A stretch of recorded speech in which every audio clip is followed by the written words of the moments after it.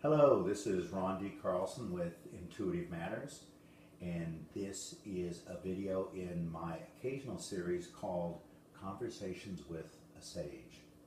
I'd like to bring in a colleague and wonderful friend, Gina Baker. Hello, thank you so much for being here today. Thank you. It's a pleasure to be here. Gina is nationally known as a spiritual counselor, and I'd like you to expand a little bit on some of the areas that you emphasize. Well, spiritual counseling is such a broad word, and what I do in my spiritual counseling, I encompass a lot of different modalities that I pull into a session. I never really know exactly what the session is going to be like until Spirit tells me, shows me. I work with the heart, work with leading people to their heart, leading people to what their soul path, what their calling is, and sometimes it's really sometimes it's harder to see in your own body, and Yes. so when you have someone that you can reflect Yes. with. And so I guess basically what I do is I do a lot of reflecting, back and forth, and talking with each individual client, and also depending on if it's group sessions. I am a body worker by trade. I rarely do a lot of body work. I was trained with the Myofascia Institute in Sedona, Arizona with John Barnes.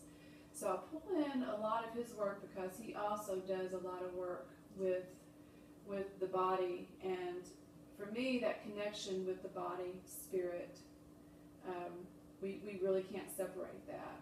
And so Yes, being right. able to connect with the body and also through spirit, and being able to universally just channel energy, so that it helps people become more in alignment to who they are. Right. Yeah, and so I also do cranial psychotherapy, and I also am a yoga instructor, so I do a lot of breath work and different modalities that I pull in from my trainings through different yoga teachers that I have learned from in my long journey. I've been doing this for almost 20 years, and I was gifted as a child, so I'm 45, so I feel like I've been doing this my whole life. Fantastic. Well, you've mentioned two things that really caught me in this. One was about reflection, and the other is about alignment. Yeah.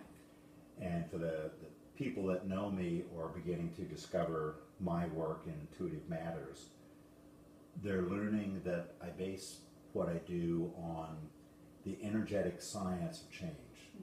So we make a lot of attempts to change that don't work, and I wanted to bring an understanding of what actually does work for people. Reflection and alignment are two really important ingredients in that. It can be very difficult to make personal change without getting some external alignment and reflection help, isn't it? Yeah, I agree. The classes that you've taught in the past, I have been a student of those classes, and now had the honor to work with you on numerous occasions. Yes. And the reflection work is so important, because there's so many times when we get into our life, when we get into our everyday, taking care of our family, work, and just our own past life stuff or whatever that's going on.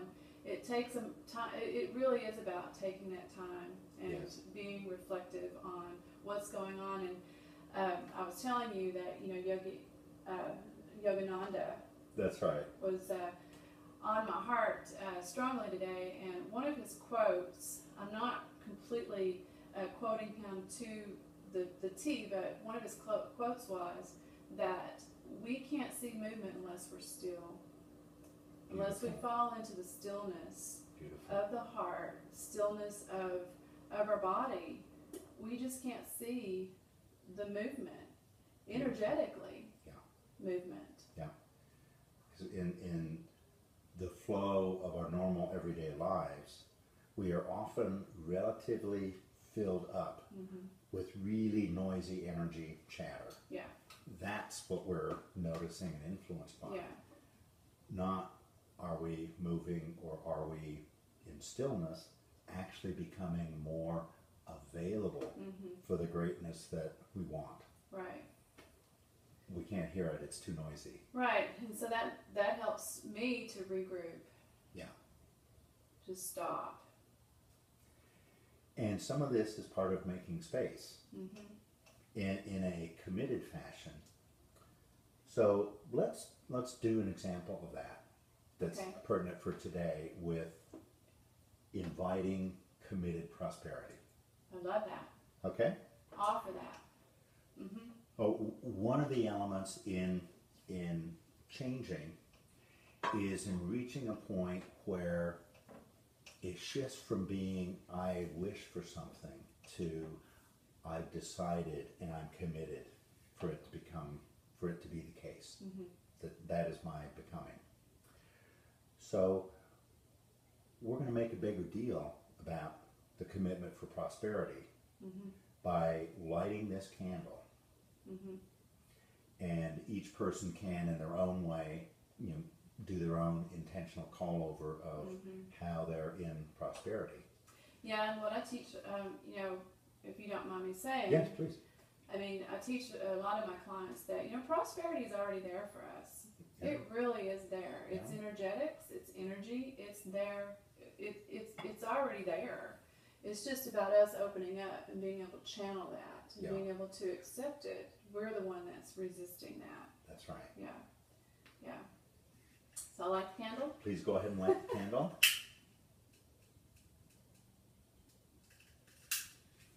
As we confirm our ongoing becoming in being in abundance and prosperity. For today being another new chapter.